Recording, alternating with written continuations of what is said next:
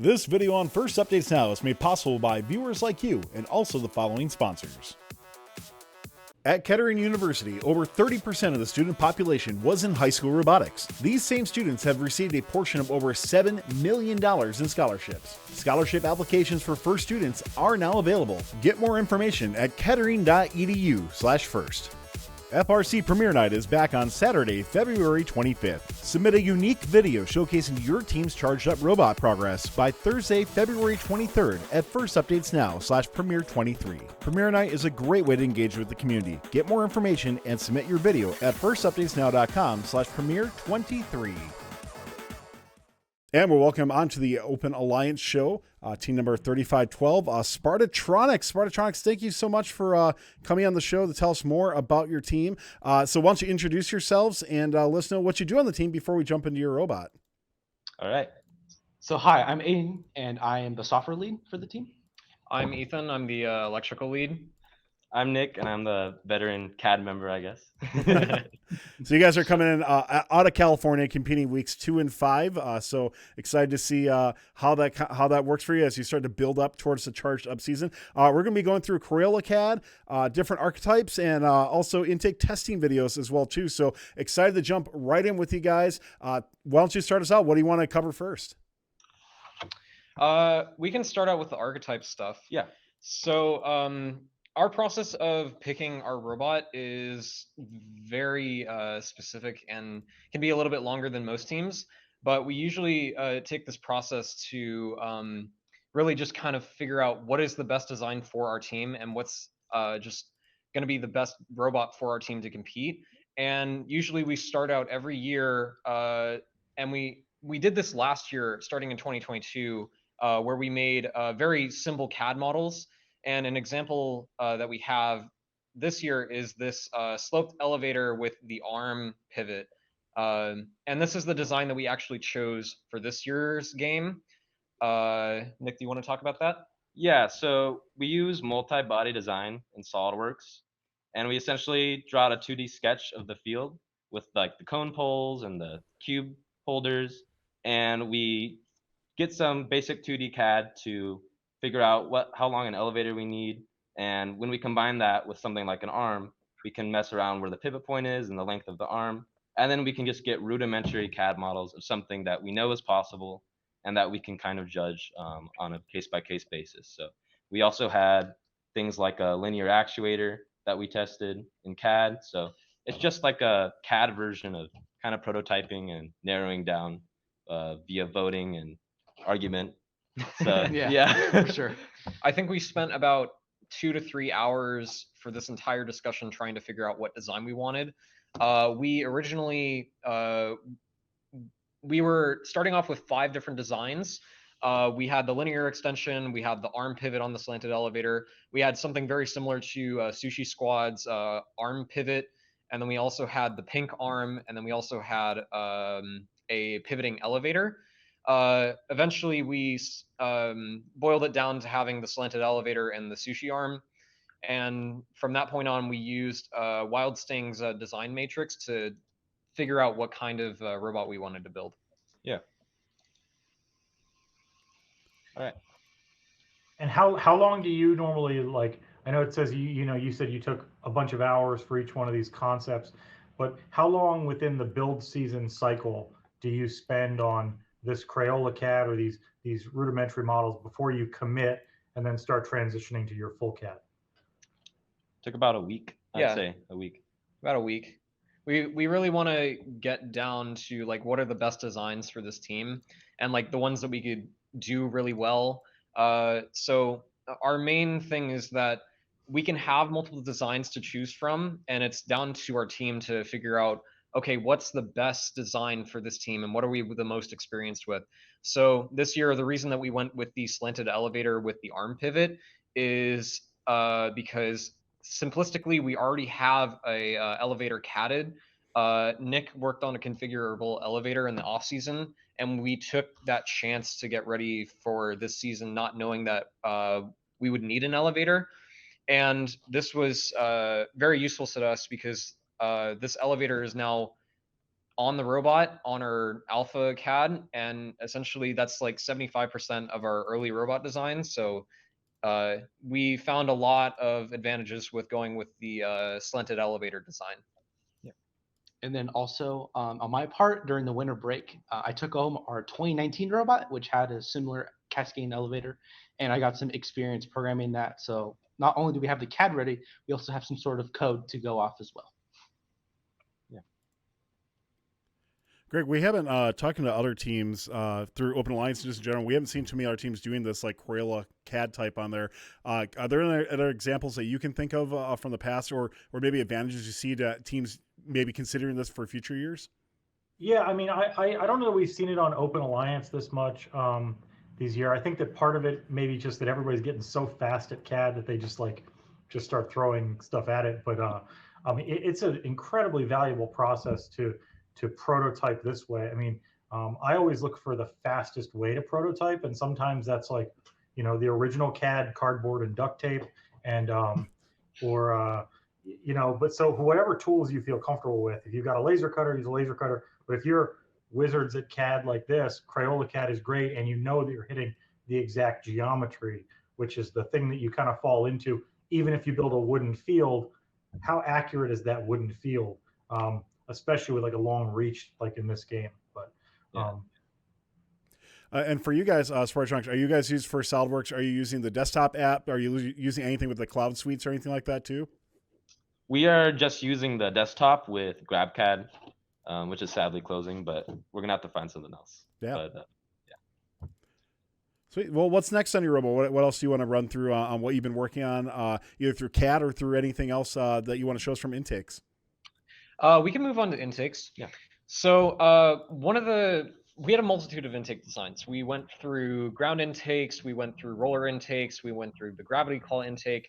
One of our more recent prototypes that we experimented with was the pincher intake, heavily inspired by 1339, 3847, and the Everybot. And this intake is very, very nice, and just in general works very well for us. And this is our intake that we're going to be using for the season.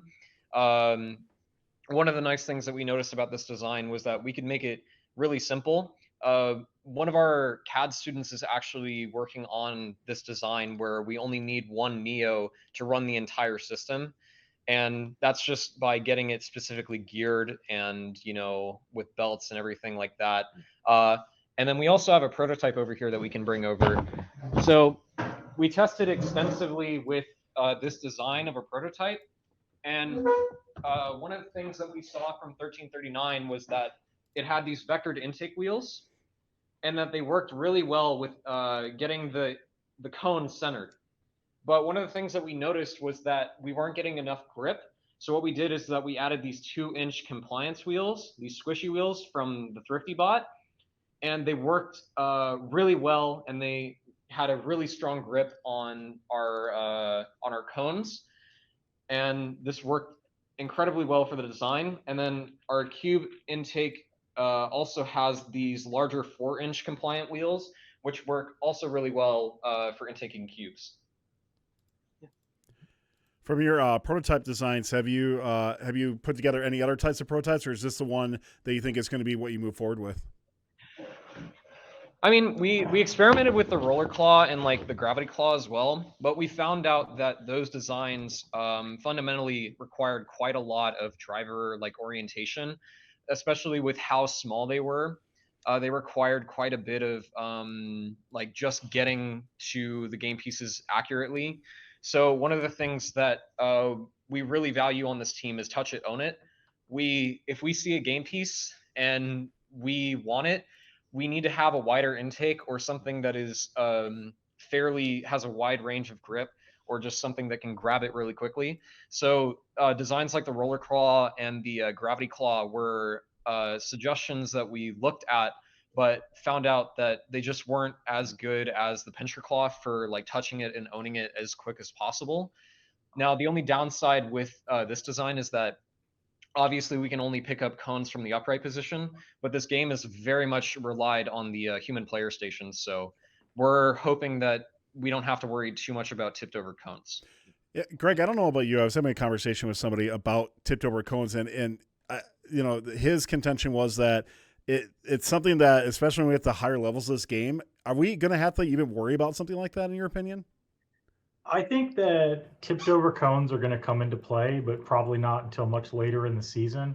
I will say that I've been on teams in games where ownership and stealing open game pieces, like 2016, 2017, those open game pieces in the middle of the floor, if you can go half the length of the field to grab one, it's an advantage to you. But if it takes you the same distance, the amount of time to write it as it does to do it. So like it doesn't buy you anything. So I think that the vast majority teams can probably just ignore them.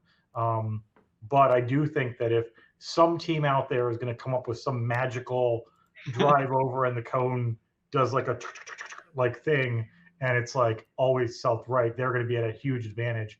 But I don't think it's a bad call not to like just drive by them, just leave them for someone else.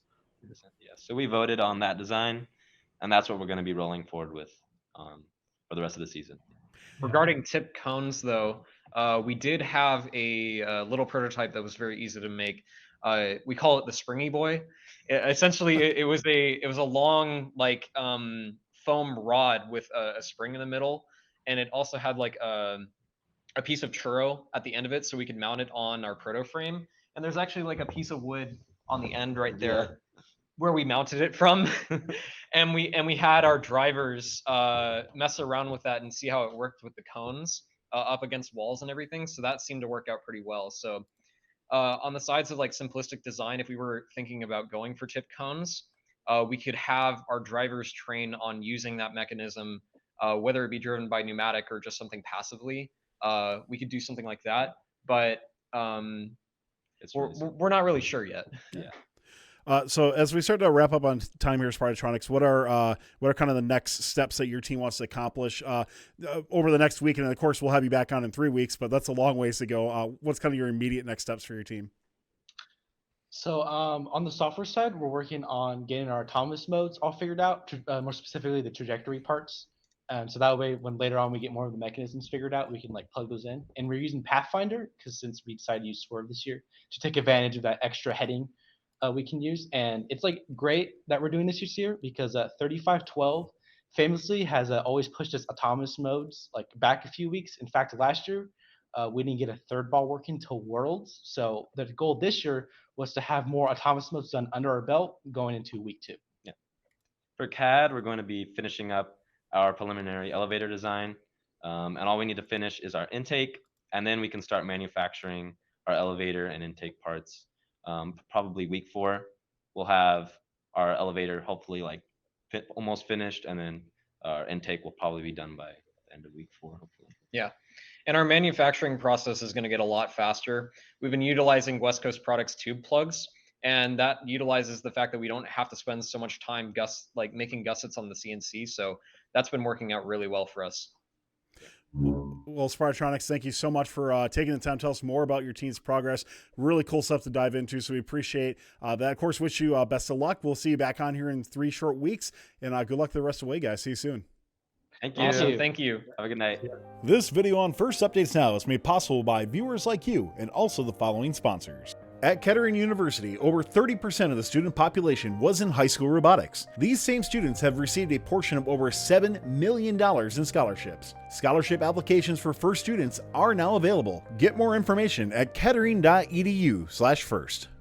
FRC Premiere Night is back on Saturday, February 25th. Submit a unique video showcasing your team's charged up robot progress by Thursday, February 23rd at First Updates Now/Premiere23. Premiere Night is a great way to engage with the community. Get more information and submit your video at firstupdatesnow.com/Premiere23. Don't forget to like, subscribe, and ring the bell to stay up to date on our new videos. Keep the conversation going and provide your input to our content. Watch our live shows at twitch.tv/firstupdatesnow. Join our Discord at discord.gg/firstupdatesnow. And check out Fun FTC on Facebook, Instagram, and Twitter, and First Updates Now on Facebook, Instagram, TikTok, and Twitter.